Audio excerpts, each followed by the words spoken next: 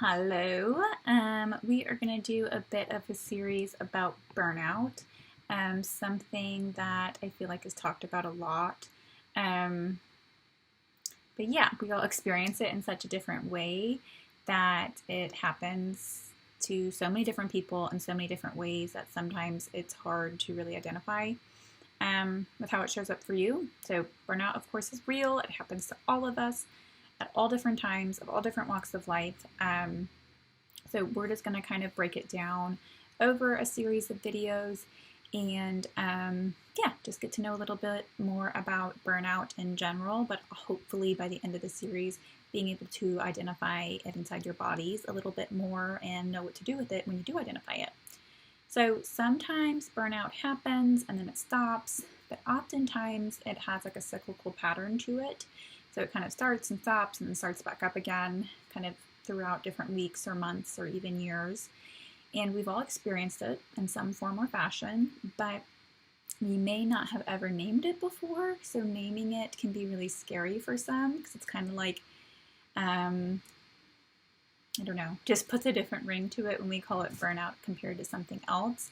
But there is so much power in being able to identify what burnout looks like for you compared to what it looks like for your mom or your brother, and how to identify it in your body, in your mind, and how to prevent it in the future, and how we can kind of have a little bit more compassion for ourselves and create some space for that. Honestly, the name burnout is pretty terrifying. So I hear y'all who are like, burnout, what? No, I have it all together. I've never been burnt out. I am just stressed from time to time because life is stressful, or that's just what life with 2 kids and a job looks like. Or maybe I just get depressed sometimes, but I'm not burnt out. Sure, that all may be very much true. Life with 2 kids is tough. Life is stressful, and sometimes people do get depressed from time to time. And I'm not here to tell you that life is not stressful, but a lot of the above sayings that we do kind of repeat back to ourselves to, in a sense, help us.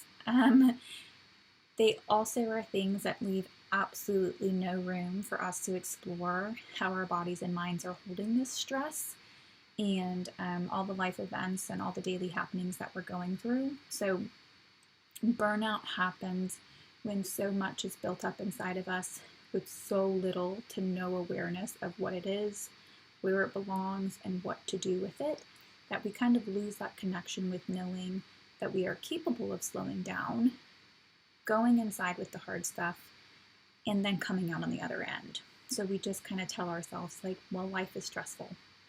It's really hard being a working mom.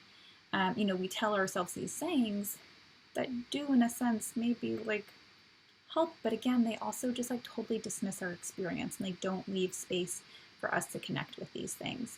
So we're going to explore all of that in the coming series in regards to burnout. We are going to start with kind of the definition of what burnout is. Then we're going to kind of go through things that what can lead to burnout in our life and, in our personalities and at work. We're going to go through how to reframe how we think about burnout. Of course, go through how it actually looks in real life and how we can identify it.